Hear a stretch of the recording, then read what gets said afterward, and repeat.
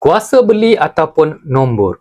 Angka di dalam buku simpanan semakin besar, tetapi kuasa beli duit kita semakin kecil. Setuju tuan-puan?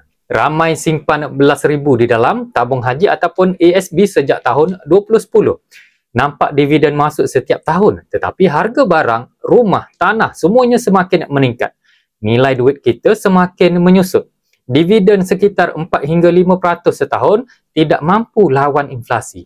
Ringgit pernah jatuh 50% dalam krisis tahun 1997. Nombor di dalam akaun kekal, tetapi kuasa belinya semakin hilang. Atasinya dengan cara yang bijak, tuan-puan. Simpan sebahagian di dalam bentuk emas. Emas kalis inflasi, kalis bocor dan kuasa beli kekal sejak 1014 tahun terdahulu.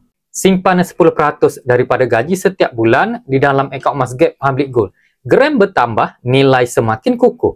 Duit adalah nombor yang boleh menipu. Emas tidak boleh, tuan-puan. Soalnya sekarang, ingin simpan nombor yang semakin mengecil nilainya ataupun gram emas yang semakin bertambah nilainya. Nombor duit semakin besar tetapi nilainya semakin kecil. Emas pula semakin lama semakin mahal. Tukar hanya 10% daripada gaji kita kepada gram emas sekarang. Mulakan dengan tabungan akaun emas Gap.